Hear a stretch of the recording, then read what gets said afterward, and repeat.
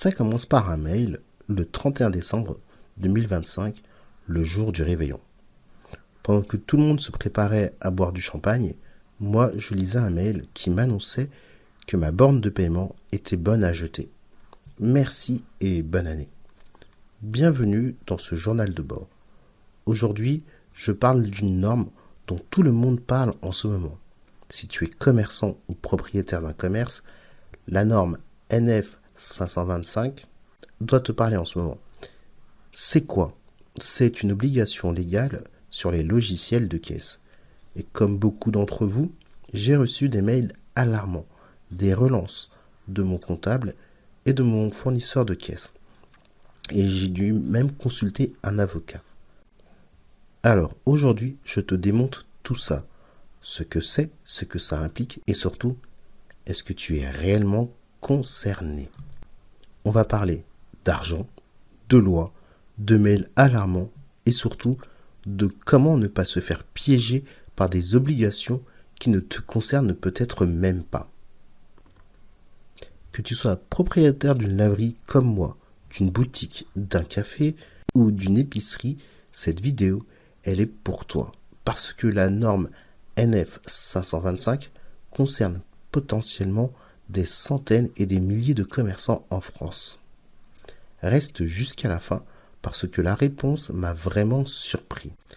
Et si cette vidéo peut éviter à un seul propriétaire de se faire avoir inutilement, mets un like et abonne-toi. N'hésite pas à mettre des commentaires, ça aide vraiment la vidéo à être vue par un maximum de personnes. Donc, je reprends. Le 31 décembre 2025, je reçois un mail de mon fournisseur de bornes de paiement. Le message était clair.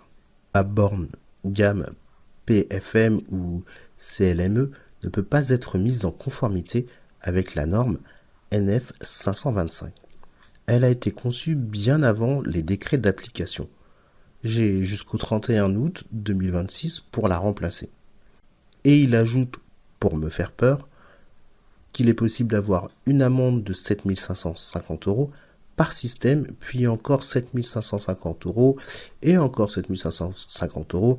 Et si ça continue, le rejet de la comptabilité. Et là, qu'est-ce que tu te dis? Bonne année, hein? Alors bon, je range ce mail dans un coin de ma tête et je passe mes fêtes. Je peux te dire que ce soir-là, j'ai refermé l'application. J'ai posé mon téléphone sur la table et j'ai essayé de ne plus y penser. On était le 31 décembre et il y avait des personnes à côté de moi. On allait passer à la nouvelle année. Ce n'était pas le moment de stresser pour une borne de paiement. Mais évidemment, le mail est resté là, dans un coin de ma tête. Comme ces pensées qui reviennent dès que tu as 5 secondes de calme. Ce qui m'avait frappé, c'était le ton très formel, très alarmiste. Amende de 7 550 €. Rejet de la comptabilité. Des mots forts choisis pour faire réagir. Et ils ont réussi. Parce que même en faisant la fête, j'avais ça dans la tête. Ce type de mail, tu le connais probablement aussi. Tu reçois quelque chose d'officiel avec des chiffres, des dates, des menaces légales et ton premier réflexe, c'est est-ce que je dois agir tout de suite? Est-ce que je risque quelque chose? Et c'est exactement là que commence cette histoire. Mais le 19 janvier, je reçois un deuxième mail, cette fois de mon comptable. Mon comptable me rappelle que depuis le 1er janvier 2026, les systèmes non conformes ne sont pas tolérés. Il parle de certificats NF 525 délivrés par un organisme accrédité, un faux CERT ou LNE. Il dit que l'amende peut aller jusqu'à 7 500 € par système, potentiellement tous les 2 mois. Et il me conseille de vérifier mon système actuel, d'obtenir un certificat de conformité et de mettre à jour ou changer de solution si nécessaire. Ok, là j'avoue, j'ai commencé à stresser un petit peu. Parce que voilà, quand ton comptable te dit que tu risques une amende, tous les 2 mois, tu ne restes pas les bras croisés. Donc j'ai décidé de prendre le sujet à bras le corps. J'ai commencé à rechercher sur Internet. Et là, c'est le festival, des articles partout, des sites qui vendent des logiciels certifiés, des comparatifs, des devis automatiques. Tout le monde semble vouloir te vendre quelque chose. Et je vais te dire un truc. Quand tu cherches NF525 sur Google, tu tombes sur des dizaines de prestataires qui t'expliquent pourquoi tu dois absolument passer par eux. Ce n'est pas vraiment neutre comme source d'information. J'aurais pu m'arrêter là et appeler le premier commercial venu. Beaucoup de gens font ça. Et c'est exactement ce que les fournisseurs espèrent. Mais j'ai eu un réflexe que j'ai appris avec le temps dans l'entrepreneuriat. Avant de dépenser de l'argent sur une obligation supposée, vérifie que l'obligation existe vraiment pour toi. Et pour ça, j'avais besoin de comprendre la norme. Vraiment comprendre, pas juste lire un résumé d'un site qui veut te vendre un logiciel. Mais avant de te dire ce que j'ai fait, laisse-moi t'expliquer ce qu'est vraiment cette fameuse norme NF 525. La norme NF 525, c'est une norme française qui encadre les logiciels et systèmes de caisse. L'idée de base est simple, lutter contre la fraude à la TVA. Parce qu'avant, certains commerçants pouvaient modifier ou supprimer des transactions dans leur caisse et faire disparaître des ventes, donc payer moins de TVA, voire rien du tout. La loi oblige donc les logiciels de caisse à respecter 4 grands principes. 1. L'inaltérabilité. Une fois enregistrée, une transaction ne peut être modifiée. 2. La sécurisation. Les données d'origine et les modifications sont sécurisées.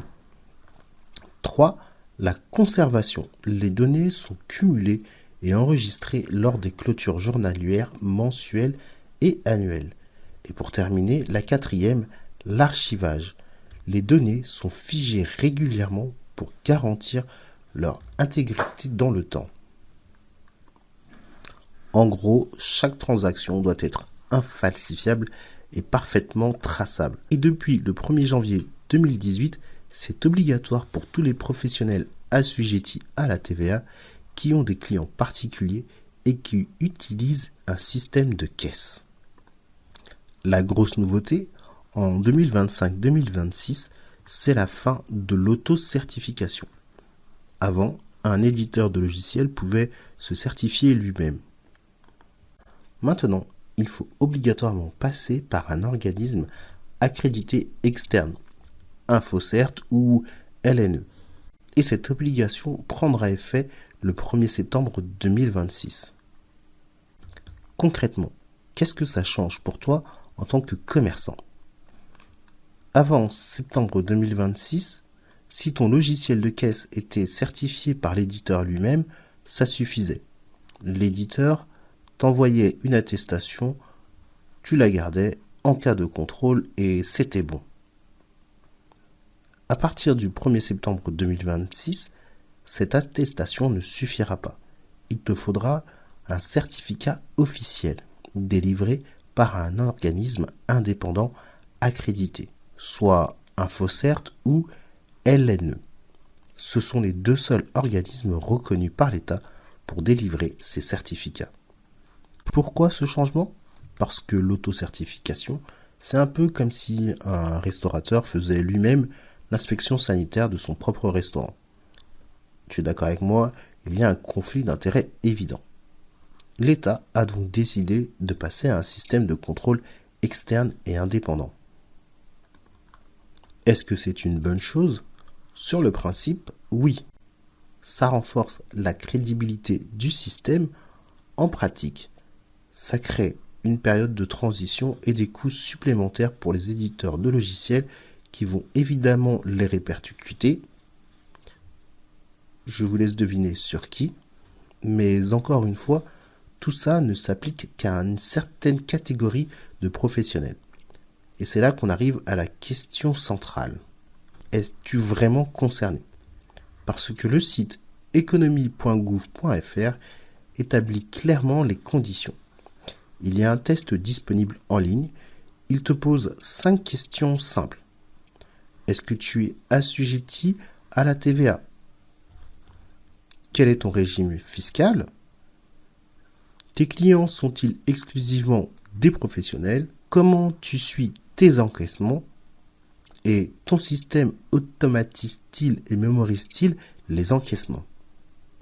Le plus simple reste de faire le test sur economie.gouv.fr. Prends 2 minutes, tu réponds aux 5 questions et tu as ta réponse. Je te mettrai le lien bien sûr en description. Mais si après ce test tu es encore en doute, on arrive exactement à ce que j'ai fait moi. Là, je te parle de mon expérience personnelle. Après ces 2 mails, j'étais partagé. D'un côté, la loi semblait claire et sévère. De l'autre, une voix me disait « Attends, est-ce que moi, avec ma laverie, je suis vraiment soumis ?» Alors, le 23 janvier, j'ai été en rendez-vous avec un avocat. Laisse-moi te dire un peu ce que j'ai fait juste avant. Je te l'ai déjà expliqué tout à l'heure, j'ai fait le test sur economie.gouv.fr et à la première question, ma réponse était « Je ne suis pas assujetti à la TVA » et la réponse a été « Non ». Donc tu t'imagines que j'aurais pu arrêter le test à ce moment-là. Car comme c'était indiqué, je n'étais pas concerné par cette norme. J'ai quand même voulu tester en me posant la question si je m'étais trompé, si par une raison X ou Y je devais être à la TVA. Donc j'ai testé en étant à la TVA et j'ai essayé de répondre à un maximum de questions. Donc c'est-à-dire que j'ai déroulé les 5 questions et à chaque fois j'ai réussi à tomber sur une réponse où on me disait que je n'étais pas assujetti. Du coup tu peux comprendre que j'avais quand même quelques doutes parce que d'un côté ce test officiel me disait que j'étais exempt et de l'autre j'avais 2 mails très formels qui me disaient le contraire. Lesquels croire? C'est pour ça que j'ai pris un rendez-vous avec un avocat. Pas pour me rassurer, mais pour avoir une réponse juridique claire basée sur la loi et pas juste un mail commercial. La consultation a duré environ 1 heure. On a analysé ma situation précise, la laverie, le régime fiscal, le type de client, le mode d'encaissement et l'avocat a confirmé ce que le test gouvernemental indiquait. Voilà ce qu'il m'a dit. Vous n'êtes pas assujetti à la TVA, donc vous n'êtes pas concerné par cette obligation. Voilà, simple, net, clair. C'est ce que l'avocat m'a expliqué. C'est que la réglementation NF 525 ne s'applique qu'aux professionnels assujettis à la TVA. C'est la condition numéro 1. Sans ça, toutes les autres conditions sont hors sujet. Et moi, avec ma laverie, je bénéficie de la franchise de base de TVA. Donc, je suis dans la catégorie des exclus. J'ai quand même posé la question à l'avocat, mais les mails que j'ai reçus, ils étaient si formels, si menaçants. Sa réponse: ces mails, de mon fournisseur et de mon comptable, ils ne sont pas faux. Ils sont juste envoyés en masse à tous les clients sans distinction. C'est une politique commerciale de précaution. Le fournisseur veut vendre du matériel. Le comptable, lui, veut couvrir sa responsabilité. Mais la loi, elle est précise. Elle exclut clairement les non-assujettis à la TVA. Alors oui, j'étais partagé entre ce que disaient les mails et ce que dit l'avocat. Et j'ai pris ma décision. Je fais confiance à l'avocat parce que lui, il a lu la loi, vraiment lu, pas un mail commercial. Et ça m'a fait réfléchir à quelque chose de plus large. Dans la vie d'un entrepreneur, on reçoit des dizaines de mails comme ça. Des obligations, des mises en conformité, de nouvelles réglementations. Et à chaque fois, il y a quelqu'un pour te vendre la solution. Ce n'est pas que ces gens soient malhonnêtes, mon fournisseur ou mon comptable. Ce sont des professionnels sérieux. Mais ils ont leur propre logique commerciale ou de prudence. Ils ne font pas de distinction entre les clients. Ils envoient le même message à tout le monde. Et toi, tu reçois ce mail, tu ne connais pas forcément le droit, et tu fais confiance à l'autorité apparente du message. C'est humain, mais ça peut te coûter très cher. La leçon ici, l'urgence ressentie n'est pas toujours l'urgence réelle. Et avant d'agir, il vaut mieux vérifier. Et cette décision, je vais te l'expliquer. Moi, après avoir consulté l'avocat, j'ai décidé de ne pas remplacer ma borne de paiement. Pas parce que je veux échapper à la loi, mais parce que la loi ne m'y oblige pas. Et ça, c'est une leçon que je vais retenir durant toute ma vie d'entrepreneur. Et cette leçon est simple. Ne panique pas face à un mail et lis la loi. Et si tu ne comprends pas, paye quelqu'un pour te l'expliquer. Combien ça coûte une consultation chez un avocat? Quelques centaines d'euros. Combien ça m'aurait coûté de remplacer ma borne à tort? Entre 5 000 et 6 000 euros hors taxe. Le calcul est vite fait. Et ce qui m'a aussi frappé dans cette histoire, c'est à quel point quand tu es chef d'entreprise, même auto-entrepreneur, tu peux être submergé d'informations anxiogènes, des obligations, des normes, des deadlines, des sanctions. Et si tu ne filtres pas, si tu réponds à tout sans vérifier, tu vas passer ta vie à payer pour des choses qui ne te concernent même pas. J'ai une règle maintenant. Quand je reçois un mail alarmant sur une obligation légale, je me pose 3 questions. 1. Est-ce que la source est neutre? Ou est-ce qu'elle a un intérêt commercial? 2. Est-ce que j'ai vérifié sur une source officielle? 3. Si j'ai encore un doute, est-ce que j'ai consulté quelqu'un qui n'a pas d'intérêt dans ma décision? Ces 3 questions m'ont sauvé dans ce cas. Elles m'ont économisé plusieurs milliers d'euros. Ce que je veux te laisser au travers de cette vidéo, si tu es commerçant, propriétaire d'une laverie, d'une boutique, d'un restaurant, premièrement, vérifie si tu es assujetti à la TVA. Si oui, vérifie ton système de caisse actuel. Ensuite, consulte économie.gouv.fr et fais le test en ligne. Et si tu as un doute, pour en finir, parle-en à un avocat. Pas à ton fournisseur, pas à ton comptable, car ils auront des raisons de te pousser dans une direction. Alors que l'avocat, lui, il sera pour défendre ton intérêt. Ce que j'essaie de te dire, c'est que ton fournisseur et ton comptable, eux, vont chercher à défendre leurs intérêts et pas forcément le tien. Alors que l'avocat, lui, il est là pour défendre ton intérêt. Voilà pourquoi ce journal de bord d'aujourd'hui, on parle de NF 525. On a parlé conformité, mais on a surtout parlé d'une chose fondamentale pour tout entrepreneur. Ne pas se laisser dicter sa conduite par la peur. Comprendre la loi, se faire conseiller et prendre des décisions informées. Et toi, as-tu déjà reçu ce genre de mail alarmant? Est-ce que tu as déjà été concerné par une réglementation qui au final ne te touchait pas? Dis-le moi en commentaire, ça m'intéresse vraiment. Merci d'avoir suivi ce journal de bord. Si tu veux suivre les aventures de la laverie, les actualités bourse et entrepreneuriales sans filtre, abonne-toi, ça aide vraiment. Et si cette vidéo t'a évité une panique inutile, like et commente.